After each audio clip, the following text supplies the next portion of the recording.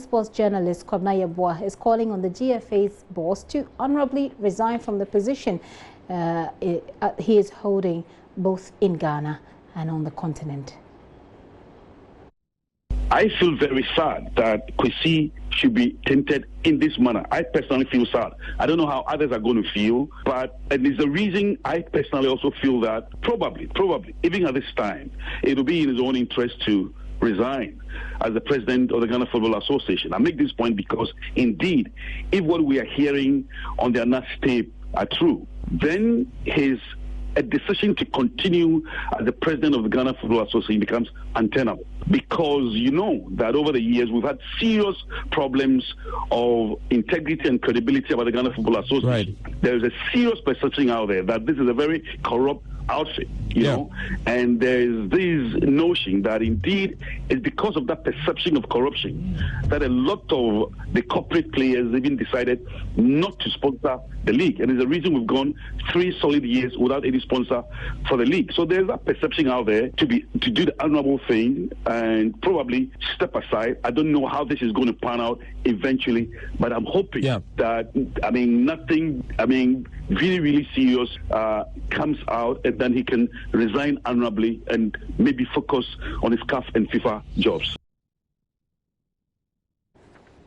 Well, former Commissioner for Shraj, Emil Short, has commended investigative journalist Anas Arimiyao, saying his recent expose is crucial for the fight against corruption.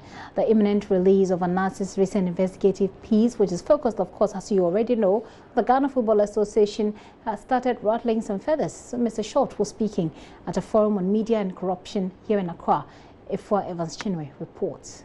The various expose by Anas Arimiyao, whose motto is Name, Shame and Jail, and Manasseh Azure Awoni, which have led to investigations and prosecutions, deserve commendation. I'm aware that some individuals in the media fraternity have raised concerns about some, not all, of the methods used by Anas. Media experts have come together to remind us journalists that we're not doing enough in the fight against corruption. The Forum on Media and Corruption in Ghana did not only feature the need to actively get journalists involved in fighting corruption.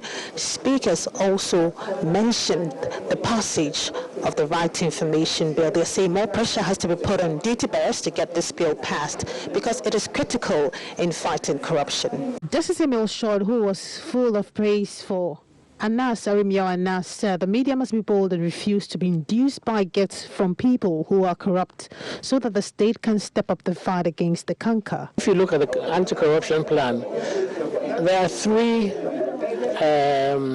strategies: public education, massive public education on the cost and the evil of corruption, preventive strategies, and then effective investigation and prosecution. So each leg has to be dealt with, proactively.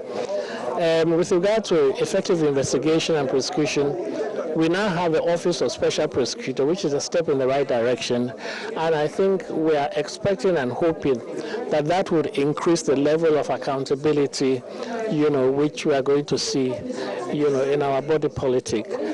Prevention also is very important.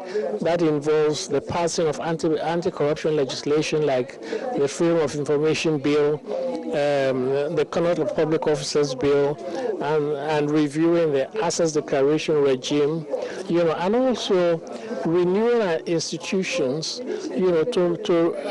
to remove the bottlenecks and the facilities which exist for promotion. For example, the government introduced the paperless port clearance system. That is a preventive mechanism. On his part, a lecturer at the Ghana Institute of Journalism, Zakaria Tanko Musa, argued that most journalists do not understand the need to fight corruption, a situation he believes must change soon for Ghana to progress. When you look at especially investigative journalism, it's a very risky area because investigative journalists are moving away from the mainstream news reporting, which is he said this, he said that, MPP has done that, and NDC is coming to react. They're moving away from that. What they try to do is to unravel wrongdoing in society, be it grand corruption, petty corruption, nepotism, embezzlement, insider dealing. Now, these are big issues that could land people into jail, that could make people lose their job, that could name and shame people, that could be a stigma on the people for the rest of their life. And therefore, if you're going to be doing something like that, you have to make sure that you don't leave yourself open, you don't make yourself vulnerable. The forum was also addressed by anti-corruption crusader and journalist Manasseh Azuri Awuni and attended by stakeholders in the fight against corruption who resolved to do all they can to improve the situation in the country.